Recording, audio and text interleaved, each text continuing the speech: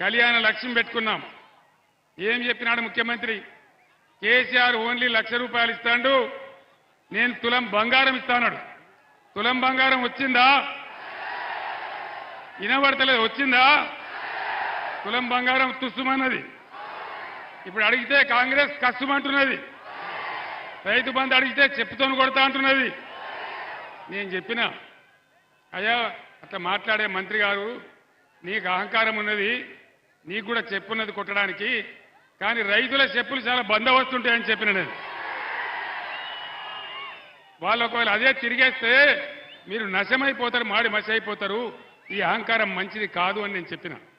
నేను మీ అందరిని ఒకటే కోరుతా ఉన్నా, ఎక్కడికి పోయింది కరెంటు?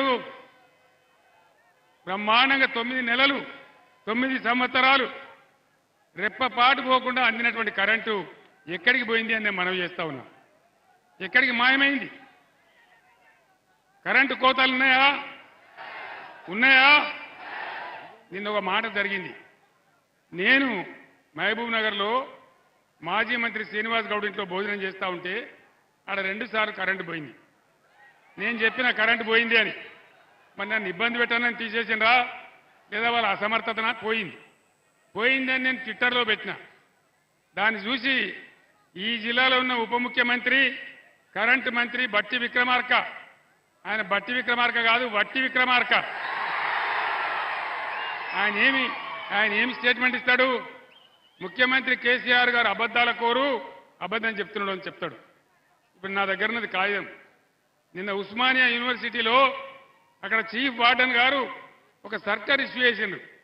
కరెంటు కోతలున్నాయి, నీళ్ల కొరత ఉంది, హాస్టల్ మూసేస్తున్నాం, మీరు ఇంటికి పోండి అని చెప్పించిండు.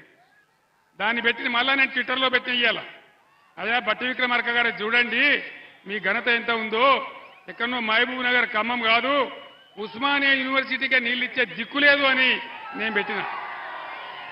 ఏం చేసిండ్రు తెలుసునా? ఏం చేసిండ్రు? ఆ చీఫ్ వార్డెన్ ఎవరైతే ఉన్నారో ఆయన నిన్ను ఎందుకు సస్పెండ్ చేయొద్దు అని నోటీస్ ఇచ్చింది. మీరు సస్పెండ్ చేస్తే చేస్తారు కావచ్చు, కానీ కోతలు నిజం కదా.